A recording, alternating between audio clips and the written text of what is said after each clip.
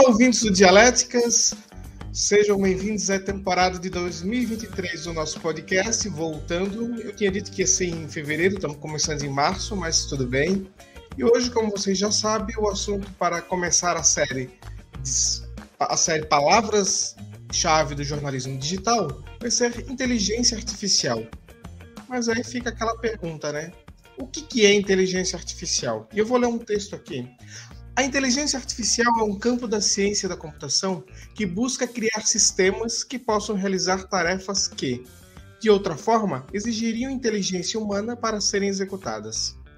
Existem vários tipos de inteligência artificial, incluindo sistemas baseados em regras, aprendizado de máquinas, redes naturais e algoritmos genéricos. E você já deve estar percebendo que esse texto aqui não fui eu que escrevi, né? Não que eu não possa nem escrever esse texto, mas isso aqui é um texto escrito pelo ChatGPT, o agora famosíssimo a inteligência artificial da moda. E o podcast que discute os temas da atualidade a partir da produção científica começa com um tema que está cada vez mais na moda.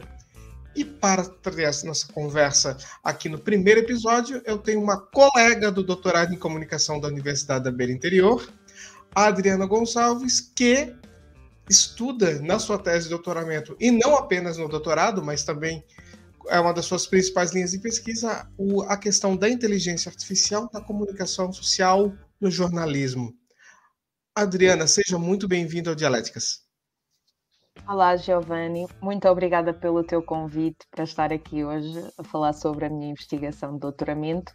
É um privilégio e olá também a quem nos acompanha a partir de casa. E me diz uma coisa, Adriana, qual é o artigo que a gente vai discutir hoje? Tu fez um artigo com o Paulo Vitor Melo, que é Ele é da Nova, né? Do ICNova, agora como Exatamente. Pesquisador da ICNova, dá aula também em outra Universidade de Lisboa, é um brasileiro. Mas que artigo é esse que vocês publicaram? Então, este artigo foi lançado em dezembro do ano passado. Foi um artigo que eu escrevi com o Paulo Vitor Melo, que está atualmente na Universidade Nova de Lisboa, e trata exatamente a inteligência artificial no campo do jornalismo, uma aproximação ao contexto português. No fundo, este artigo acaba por ser a iniciação à minha investigação de doutoramento e trata de um estudo exploratório no campo português. O que é a tua tese de doutoramento?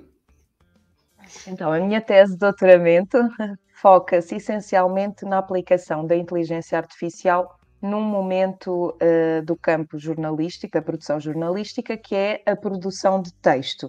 E vem mesmo a calhar com o ChatGPT que tu ainda agora mencionavas, porque é um chat que também faz a escrita de textos, neste caso não jornalísticos. Então, no fundo, o que eu quero perceber é como a tecnologia de automação de texto é utilizada em vários jornais e como é que isto pode ser uma mais-valia no campo do jornalismo em Portugal, que vamos ver que é uma realidade ainda pouco desenvolvida, pouco trabalhada, ainda até podemos dizer um bocadinho distante em alguns casos, e é este o mote da minha investigação de doutoramento. Então, o ouvinte do Dialéticas que já conhece o nosso programa, já sabe, vamos agora para o bloco da tese, onde a nossa convidada vai fazer uma explanação rápida sobre como foi essa investigação da inteligência artificial no contexto de Portugal.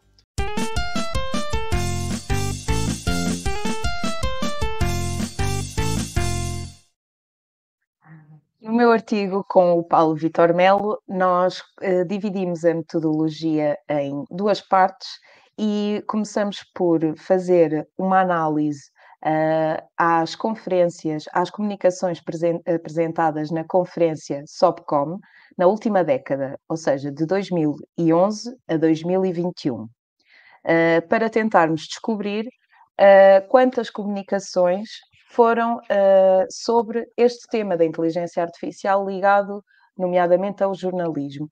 E quantas delas é que tratam percepções dos jornalistas sobre o próprio fenómeno. Num segundo momento, distribuímos um questionário pré-teste pelos 4 jornais de maior cobertura e maior circulação em Portugal. Então, o Correio da Manhã, o Diário de Notícias, o Jornal de Notícias e o Público.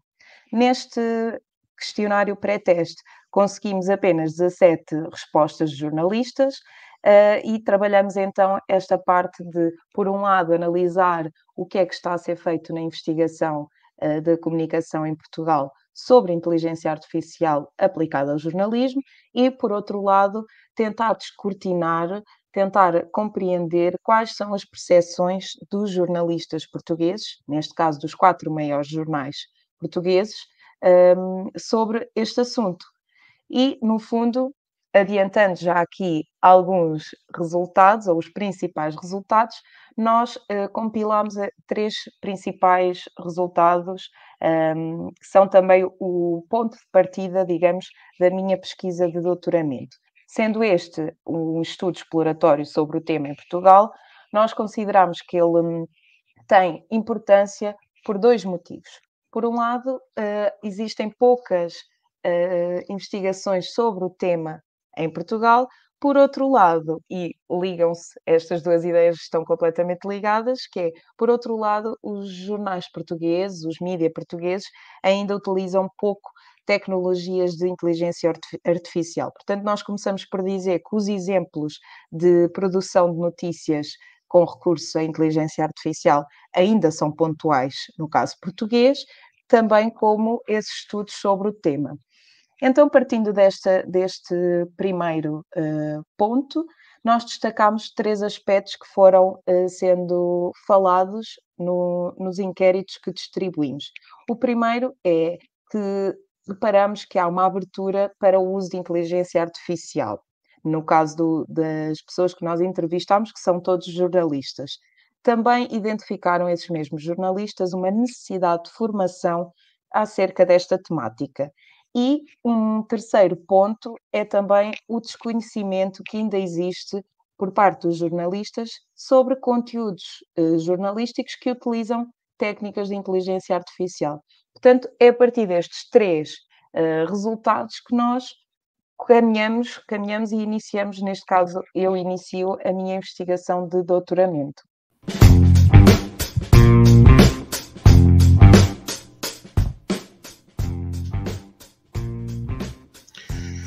Vamos então ao nosso bloco da antítese, a gente vai dar uma conversada aqui sobre o assunto, e eu tinha até comentado já por fora da gravação com a Adriana que sempre é um assunto que chama atenção quando a gente vai conversar com os jornalistas sobre alguns temas, principalmente quando envolve tecnologia. Eu brinco que existem 2 tipos de jornalistas, são aqueles que adoram e se empolgam e acham que aquilo vai ser maravilhoso e perfeito, e aquelas pessoas que têm medo e que acham que vai ser o apocalipse e o fim da profissão. O trabalho de vocês foi mesmo com inquéritos, né, com questionários, né? Vocês não chegaram a conversar com os jornalistas. Mas qual é a impressão que vocês têm? O que pesou mais nessas respostas? É o desconhecimento ou é o medo de que a inteligência artificial pode acabar com a profissão? O que chamou mais atenção? Giovanni, muito interessante a tua questão, muito pertinente também. E vou fazer aqui um pequeno parênteses de algo que não está propriamente neste artigo científico, mas que faz parte aqui do meu início de percurso de doutoramento. Quando eu comecei a investigar o tema da inteligência artificial no jornalismo dentro do contexto português, eu fiz conversei com algumas pessoas, tanto jornalistas como investigadores da área, para tentar perceber qual seria então essa perspectiva inicial, o que é que eles sabiam, o que é que eles já tinham utilizado, e fiz então essas primeiras conversas exploratórias com algumas pessoas, e é engraçado que encontrei esses 2 tipos de pessoa, digamos assim. Por um lado, conversei com algumas pessoas, nomeadamente jornalistas de dados em Portugal, que estavam muito entusiasmados com estas ferramentas, que já conheciam, inclusive, várias coisas feitas no campo da inteligência artificial aplicada ao jornalismo, nomeadamente esta produção de texto, de notícias, que é exatamente isto que eu quero estudar. Então, eram pessoas que já tinham um conhecimento mais aprofundado do que é que existia noutros países, nomeadamente nos Estados Unidos, no Reino Unido, também nos países nórdicos que foram pioneiros no uso destas soluções de inteligência artificial no jornalismo.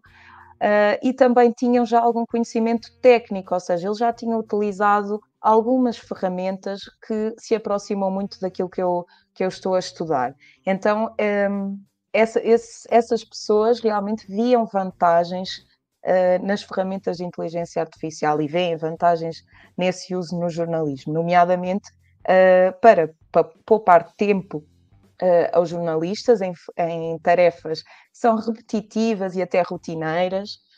Também foi apontado por esses jornalistas que trabalhar com dados, neste caso, não é? Eles são jornalistas de dados, trabalhar com dados exigia usar estas ferramentas, porque vivemos numa era em que existe uma quantidade de dados enorme dentro da internet, e se não for com o auxílio de ferramentas de automação e de inteligência artificial, será muito difícil compilar dados, avaliá-los, verificar tendências, padrões, tudo isso. Então, estas pessoas estavam muito atentas ao que se passa, com muita curiosidade, também já tinham participado em formações sobre esta temática, e esta é a perspectiva de algumas pessoas.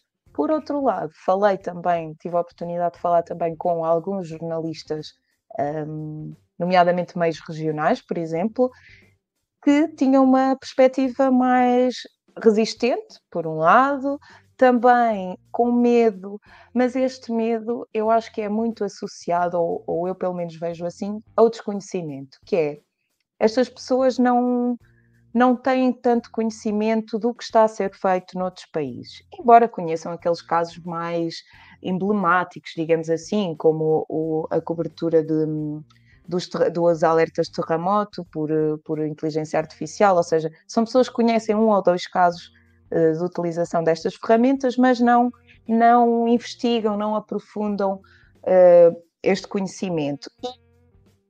Ou seja, não só não conhecem muitos casos, muitos exemplos, como também desconhecem muito a parte técnica, porque não são habituados a trabalhar com esta parte mais tecnológica, mais informática, que nós sabemos que exige uma grande, não é experiência que eu quero dizer, é uma grande formação. Não é qualquer pessoa que consegue entender a programação, entender como é que a ferramenta é elaborada, ou seja, isto tudo requer formação. E, na opinião deste segundo grupo de pessoas, digamos assim, há uma maior resistência, um maior receio que se percam empregos. Também um outro lado que se fala muito, que os jornalistas não têm tempo para parar e para refletir sobre o seu trabalho, para pensar como certas tarefas. Vamos dar um exemplo, uma transcrição de uma entrevista. A maior parte dos jornalistas ainda faz isso manualmente. E é uma tarefa que um algoritmo pode fazer, não digo com total perfeição, mas pode fazer, se calhar, de forma até bastante competente, e dar aqui tempo ao jornalista para se dedicar à escrita da peça jornalística, por exemplo. E eu acho que isso ainda é bastante desconhecido de muitas redações e de muitos jornalistas, e provoca então este tal medo de avançar para novas tecnologias. Logo no começo do artigo, vocês começam falando sobre o que isso impacta o jornalismo e trazem assim, uma série de, primeiro, aspectos positivos e negativos, né, que vai de encontro com o que tu falou agora.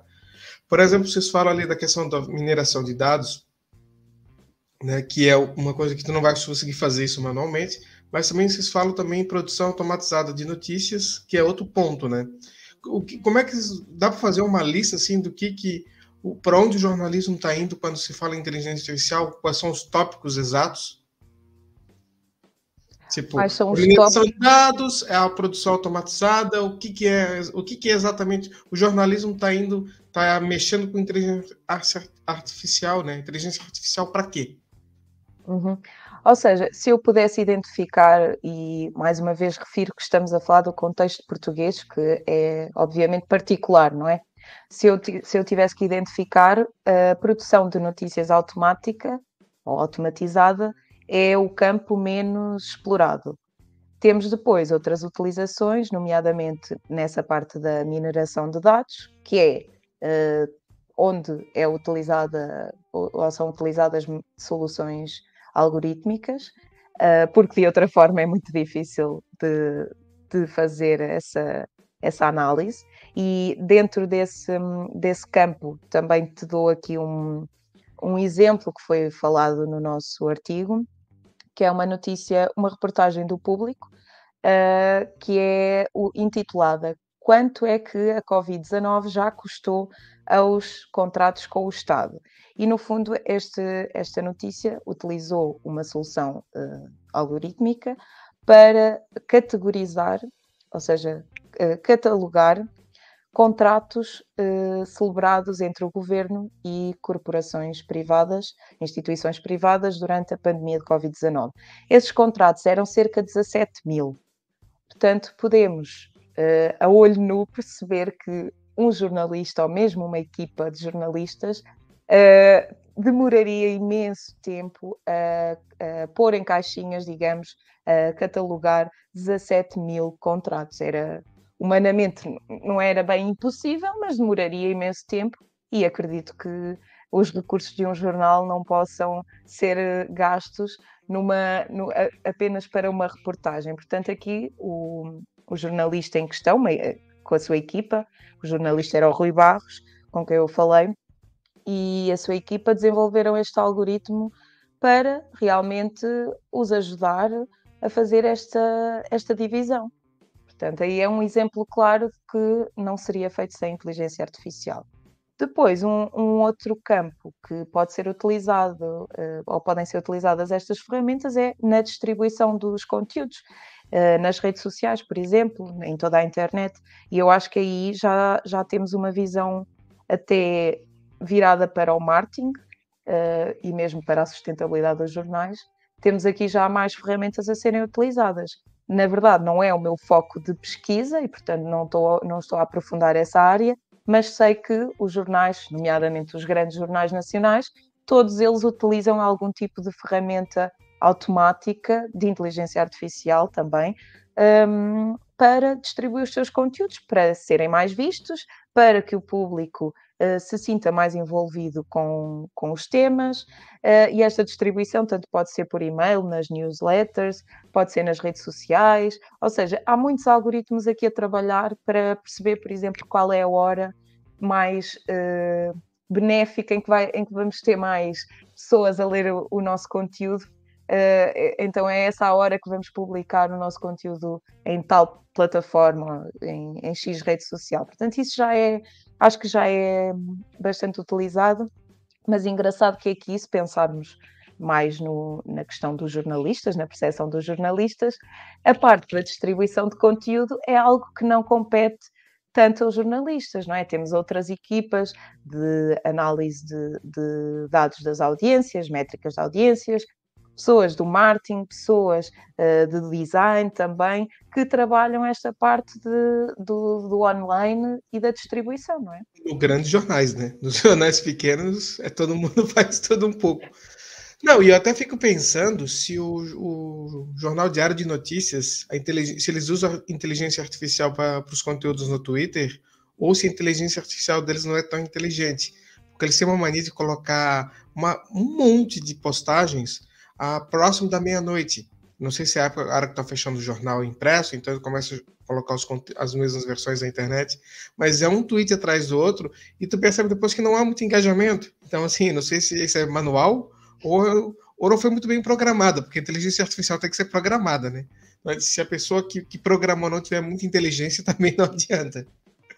Uhum.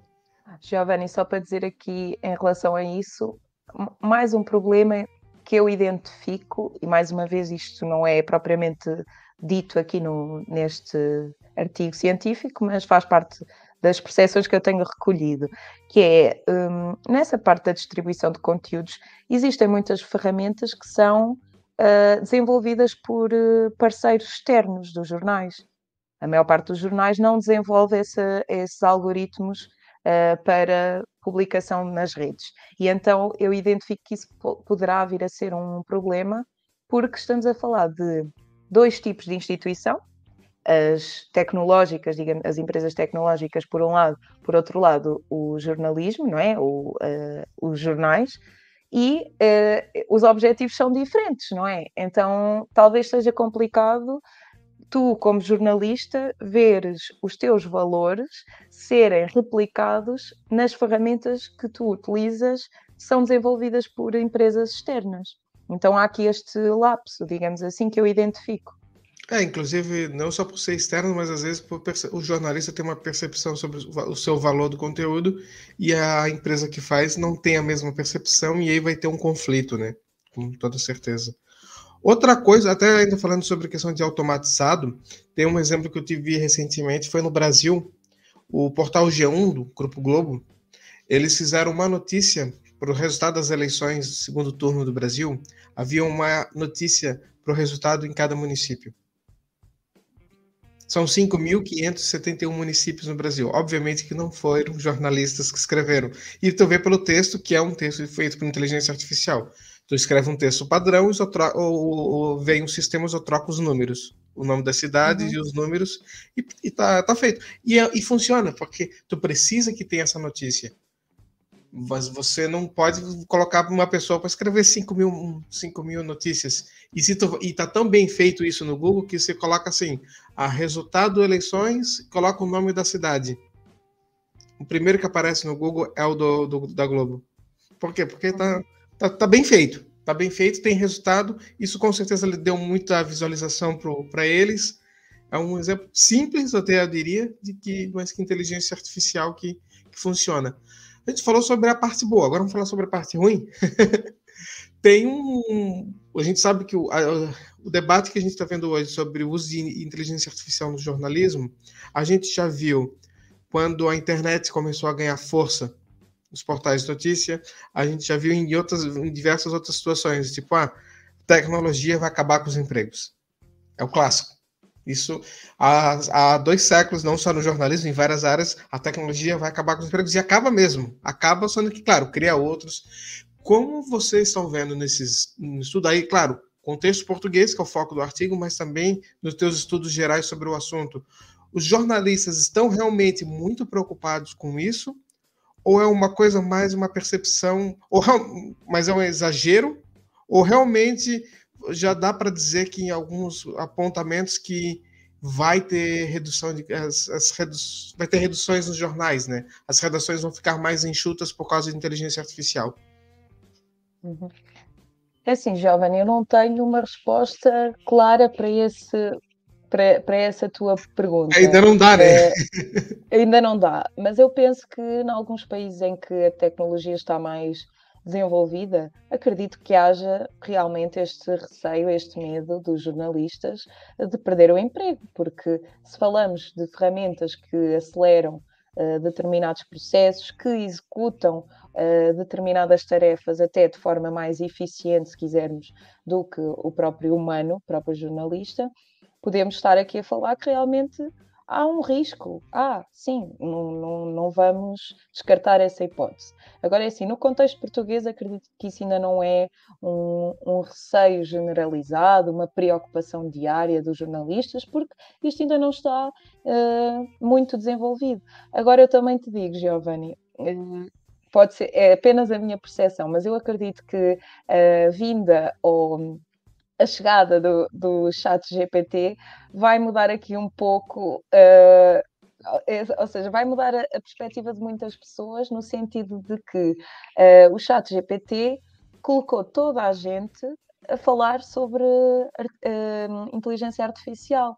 Ou seja, mesmo quem nunca se tinha cruzado com o tema, quem ainda não tinha muita curiosidade, hoje em dia nós abrimos qualquer página na internet, nas redes sociais, e somos bombardeados de notícias sobre o chat GPT, a nível mundial, ou seja, portugueses escrevem sobre isso, brasileiros, americanos, inclusive, não sei se tu te deparaste com essa história muito engraçada de um americano que escreveu um livro infantil em 72 horas com a ajuda do chat GPT. E o chat GPT é mencionado como segundo autor, portanto já podemos ver aqui muitas questões que podem surgir destes casos, destes exemplos, e eu acho que o ChatGPT colocou a inteligência artificial na agenda de todos os jornais, todas as televisões, todos os média, e isso talvez cause aqui digamos, um novo turbilhão. Agora as pessoas querem perceber sobre isso, querem experimentar a ferramenta, querem testar para perceber quais são as falhas, quais são as vantagens. E eu acho que isso vai mudar aqui um pouco o paradigma, digamos. Mas a pesquisa de vocês, os inquéritos com os jornalistas, foi feito antes do ChatGPT ir ao ar, né? Ou seja, Exatamente. Sim, sim, sim. ainda é uma realidade pré-ChatGPT, pré essa fama toda que o... E tu já chegou a usar? O que tu achou do ChatGPT? Olha, eu já usei para coisas muito pontuais. Aquilo que eu já reparei é que realmente há muitas falhas, ou seja, sei lá, perguntas como quem são os reitores quem foram os reitores da Universidade da Beira Interior, por exemplo, ele não sabe responder. Outras coisas como perguntas sobre autores, ou seja, tu colocas uma questão sobre, olha, quem é que disse esta frase ou quem é que afirmou isto? Ele às vezes dá nomes, mas não é muito certo. Ou seja, eu até há dias li uma notícia sobre isso, que mencionava que as pessoas deviam realmente pesquisar, após utilizar o ChatGPT, ir pesquisar para confirmar, para verificar a informação que ali é dita. Agora, é assim, já utilizei, por exemplo, para aquilo que tu fizeste ao início, que foi fala-me sobre inteligência artificial, ou faz-me um breve resumo sobre isto, isto e isto. Sim, ele faz um texto coerente, é verdade. Faz um texto coerente, mesmo em língua portuguesa, em inglês também. Não experimentei outras línguas, só experimentei essas duas. Mas eu acho que ele já tem alguma qualidade a nível frásico, ou seja, faz sentido o texto, também há concordância entre os verbos e tudo isso, mas no fundo, às vezes as informações que ele dá não são totalmente verdadeiras. Então eu acho que temos que ter atenção.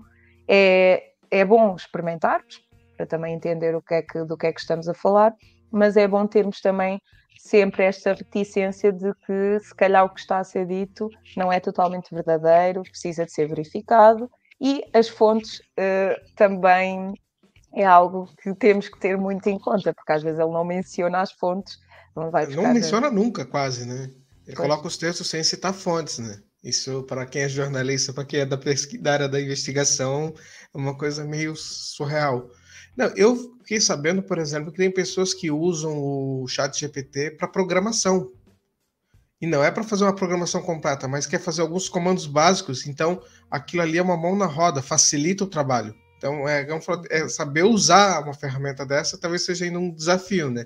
Que não é chegar e não, vou deixar que ele faça tudo para ti. Aí, se for pensar nisso, teve um caso na UB mesmo, eu fiz um teste sobre deserto de notícias, que é uma pesquisa que eu fiz na UB junto com outros dois pesquisadores, e ele deu uma resposta, mas aí a Luísa, que é a outra pessoa que fez o relatório, perguntou especificamente de Portugal, do deserto de notícias em Portugal, e o ChatGPT colocou informações que não existem.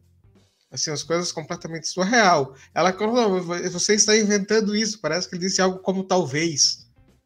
Então, assim, não dá para confiar ainda. Tem dados que não dá para confiar. Ele é interessante para automatizar, mas não para resolver. E a base de dados parece que vai até 2021, né? Ele não é o tempo todo, né? Ele não tem até as coisas mais recentes. Mas é uma coisa que chama bastante atenção. E é claro, tem gente que está usando, como tu falou, para escrever um livro.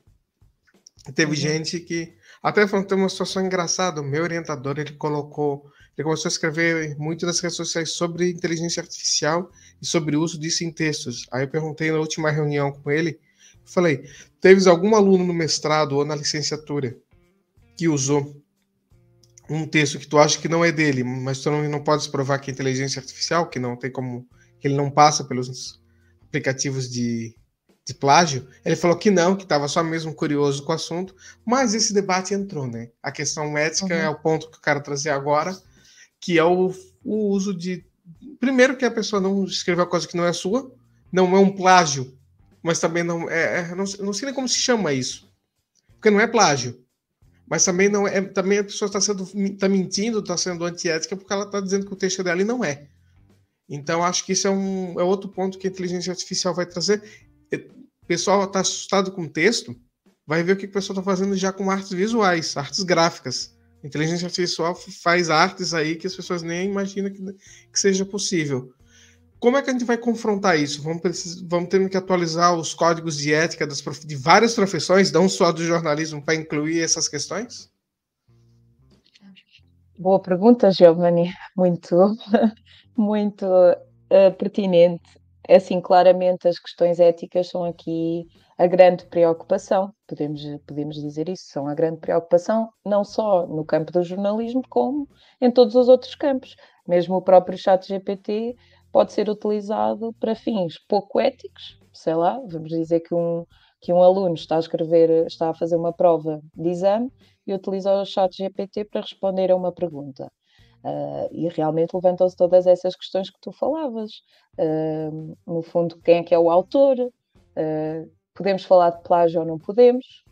Não sei se plágio será o termo certo, mas o que é certo é que há aqui uma oportunidade de pesquisa inesgotável, digamos assim, porque todas estas ferramentas estão a surgir, não é? Algumas não são propriamente novas, mas o seu uso está a ser tão ampliado a vários campos, a várias áreas, que é preciso realmente discutir todas estas implicações e, no fundo, nos códigos de ética, eu acho que tem que haver cada vez mais uma tentativa de dar recomendações. Eu não digo tanto regular ou regulamentar, criar leis, porque esse não é tanto o meu campo, mas acredito que a nível das instituições jornalísticas é preciso realmente compreender o que é que estas ferramentas podem fazer e integrar este uso num guia de recomendações. E nós vemos isso no caso de Espanha. Eu sigo o trabalho de uma investigadora que é a Patrícia Ventura, inclusive ela esteve presente no nosso ciclo de conversas que está disponível no canal YouTube do Labcom, no ciclo de conversas sobre inteligência artificial, algoritmos e média. Sim, só uma parte aqui. Se você está apenas ouvindo e não no YouTube, vá no site dialéticas.com e tem o link para todas essas conversas que o Labicom fez. Seria isso. Obrigada, Giovanni. Então, nessa conversa em que a Patrícia Ventura participou, ela fala nomeadamente destas questões éticas, que é o que ela estuda. Ela é jornalista e, em conjunto com as redações, as principais redações espanholas, tanto de rádio como televisão, como imprensa, ela desenvolveu um guia de recomendações, que eu depois até posso partilhar aqui o link, um guia de recomendações para as redações que integrava já este tipo de problemáticas da inteligência artificial, ou seja, como é que vamos expor que utilizamos uma ferramenta de inteligência artificial. E aqui, só deixando também um caso português, porque é nisso que se foca este artigo. Então, o caso português que temos mais concreto, digamos assim, melhor desenvolvido neste campo da produção de notícias automáticas, é o caso do Prosbot, que é um algoritmo desenvolvido pelo jornal desportivo 00.pt. E este algoritmo descreve automaticamente resultados de jogos de futebol das várias divisões, que são muitas, são inesgotáveis, não é? E cada conteúdo, cada síntese produzida por este algoritmo tem identificado numa caixinha de texto que o texto foi escrito por um algoritmo, ou seja, as pessoas quando abrirem aquele conteúdo já sabem de antemão que não foi um jornalista que escreveu, foi o algoritmo que está programado, que recorre aos resultados dos jogos, a uma ficha de jogo, a uma base de dados e escreve o resultado, meramente como se fosse uma breve sobre os principais acontecimentos do jogo. Quem é que marcou, quem é que falhou, quais são os jogos seguintes, em que posição estão as equipas. Ou seja, essas informações que no fundo vêm de dados, são compiladas ali pelo algoritmo de forma bastante coesa, bastante perfeita, sem erros ortográficos, e isso, no fundo, é uma utilização muito vantajosa. Agora, é assim, vamos ter sempre que ressalvar estes problemas éticos ou estas questões que vão ser levantadas por alguém. Ou seja, nós, como jornalistas, colocarmos essa informação de forma transparente, essa informação de que foi utilizado um algoritmo, eu acho que é logo o primeiro passo para sermos transparentes também com a nossa audiência. Agora é assim, só isso não chega, pronto, na minha opinião, só isso não basta. E então temos realmente que nos sentar, investigadores, pessoas da área do jornalismo, diretores e editores, jornalistas, e pensar em soluções conjuntas ou estratégias que possam minimizar estes danos que surgem, ou estas questões éticas.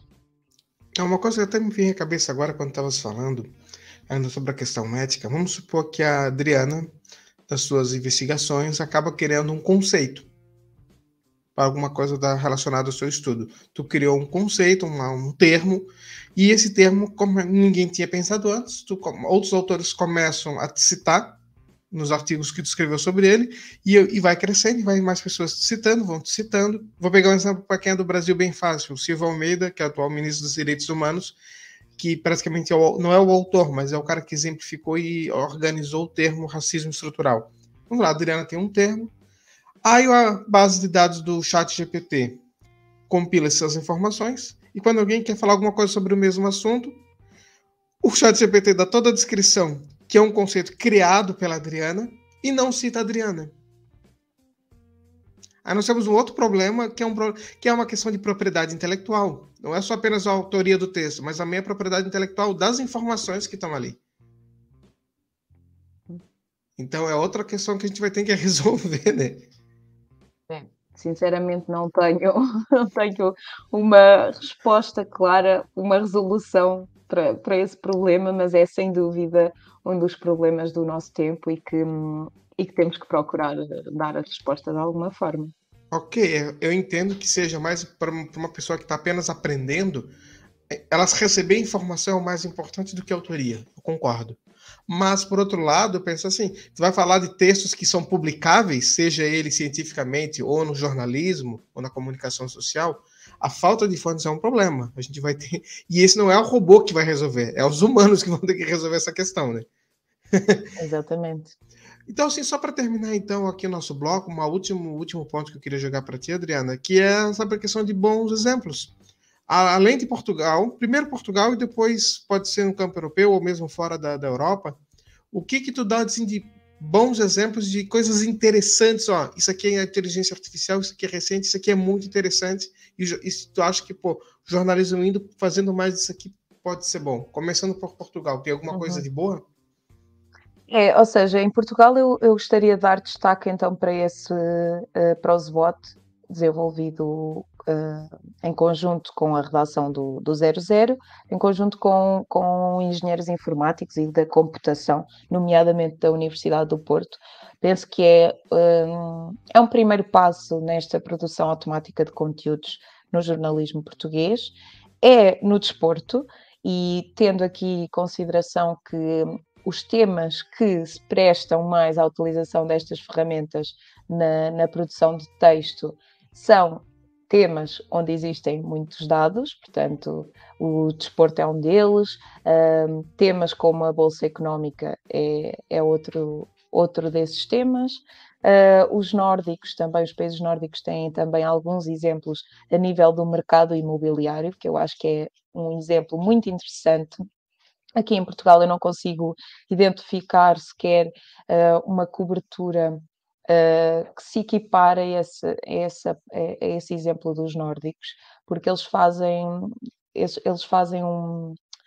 uma cobertura que eu acho interessante, que vão buscar as informações de imóveis que estão à venda numa certa região, vamos imaginar a Covilhã, pegam informações do Google Maps, localizam esse imóvel, dão as informações que seriam próprias de uma imobiliária, portanto, o preço, as assoalhadas, a constituição do imóvel, tudo isso. E ainda cruzam, penso que ainda cruzam com uma outra informação que agora não tenho aqui presente, mas no fundo é a localização do imóvel, é a imagem, é isso, a imagem de satélite do próprio imóvel, como chegar até lá, não é? E essas informações que seriam próprias de uma imobiliária. E no fundo eles fazem esta cobertura, difundem estes conteúdos de forma automática e respondem aqui a uma necessidade que, pelo menos no contexto dos países nórdicos, eles identificam, que é a necessidade de procura de habitação, de imóveis para venda.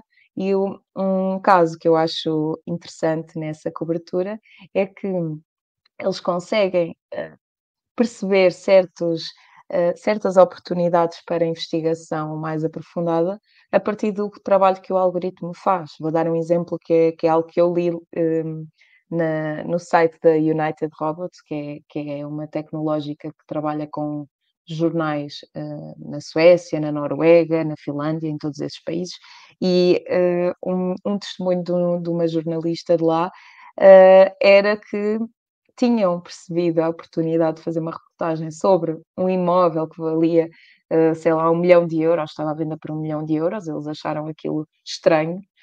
E porquê é que acharam estranho? Porque o algoritmo chamou a atenção de que naquele sítio havia uma habitação, um imóvel à venda por um valor muito fora da média, muito fora do padrão. Então, essa chamada de atenção do algoritmo levou depois a que fosse desenvolvido um trabalho profundo de investigação e de reportagem por parte dos jornalistas. Então, eu acho que esse tipo de utilização de algoritmos é vantajoso no sentido de permitir aos jornais produzir mais conteúdos, produzir conteúdos em temas que têm muitos dados. Sei lá, um resultado de um jogo de futebol é escrito sempre da mesma maneira, não há ali grande criatividade do jornalista, grande diferença do texto. Então, se podemos pôr isso a ser escrito por um robô, por um algoritmo, talvez isso ajude o jornalista a fazer outro tipo de trabalho, nomeadamente trabalho que ele se sinta mais realizado. Eu falo por mim, como formada em jornalismo, não gostaria de ter que escrever diariamente conteúdos rotineiros que são só quase copiar e colar, que é muito idêntico. Então, eu acho que é nesse tipo de tarefas, nesse tipo de escrita simplista, rotineira, sobre resultados, sobre coisas com dados.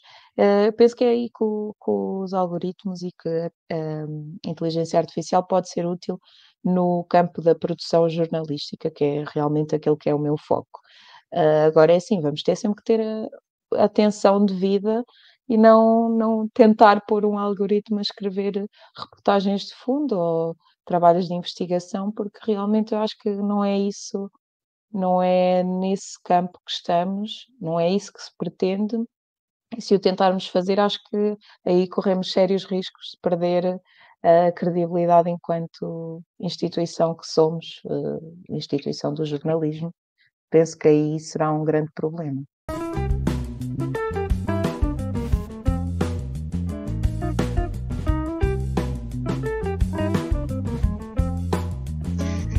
Começamos então o nosso bloco da síntese, onde a gente termina o nosso assunto, faz aqui as considerações finais, e eu queria falar para a minha síntese a partir do que a Adriana disse logo na parte final dela, que foi sobre a questão das notícias do esporte, que são normalmente notícias simples. E eu queria dizer que talvez a inteligência artificial nos ajude a acabar com o texto ruim, com o texto meia-boca no jornalismo esportivo. Por quê? Porque é isso, se tu quer apenas saber o resultado do jogo, quem fez o gol, quem foi expulso, essas informações que são dados, uma inteligência artificial faz isso automático e não precisa realmente de pessoas. Alguém pode dizer, pô, mas ninguém quer ler alguma coisa um pouco diferenciada sobre o que aconteceu no jogo, uma história do jogo? Pois, para ser uma história do jogo tem que ser uma história mesmo, tem que ser bem contada. Não que todo jornalista esportivo agora tem que ser o Nelson Rodrigues, que se quem não leu fica aí uma outra recomendação, não é a recomendação principal, mas há um livro com as crônicas deles, que ele escrevia crônicas esportivas nos jornais. Aquilo sim é contar uma história de um jogo. Mas não precisa ser um gênio como Nelson Rodrigues, mas apenas contar histórias. Os jornalistas têm que voltar a contar histórias. Essas informações básicas, que é só o hard news puro, os dados de pronto, não precisa da gente. E não é só no esporte, não. Tem outras notícias, principalmente na área de policial. Vamos falar, tem muito jornal policial no Brasil e até um jornal policial em Portugal que não vai precisar de tanto jornalista, que é só para dar dados e número de apreensões, quanto foi apreendido de droga, quem morreu, isso não precisa. Se é só para trazer número, não precisa. A inteligência artificial pode fazer com que o jornalismo volte à sua essência principal, que é contar história. E se isso for, a inteligência artificial vai ter ajudado em muito o jornalismo. E a minha recomendação, minha referência para esse episódio é uma sacanagem que eu vou sugerir a 3ª temporada da série Westworld. E é uma sacanagem porque as 2 primeiras temporadas do Westworld são bem lentas, tá? São bem devagar, a história demora para desenrolar, apesar de ser uma história muito boa, são ótimos atores e tudo. Mas por que a 3ª temporada? Para quem começou a assistir e parou, por que eu estou dizendo para voltar e assistir a 3ª? Porque a 3ª vai falar justamente sobre algoritmos. E uma percepção interessante sobre algoritmos especificamente. Então, a minha recomendação, Westworld, 3ª temporada, série disponível na HBO Max. Adriana, suas considerações finais e também uma referência. Giovanni, agradecer uma vez mais o teu convite para estar aqui. E quero deixar aqui uma recomendação, que é também um pouco uma provocação, uma série de ficção científica, claro está, da Netflix, que é a série Better Than Us. E eu aconselho todos a verem, sem querer dar aqui spoiler. Eu acho que é uma série que nos vai fazer questionar sobre que a possibilidade de os robôs, neste caso são robôs com figura humana, portanto, dar aqui uma humanização ao robô. De que forma é que esses robôs humanoides, digamos, podem integrar aqui o nosso dia-a-dia, não digo hoje, mas talvez num futuro próximo, e que impacto é que eles podem ter. Não vou deixar aqui, não vou dar aqui spoiler, porque eu quero que vocês vejam e tirem as vossas próprias conclusões e questões sobre a inteligência artificial e o que é que ela pode representar na nossa sociedade.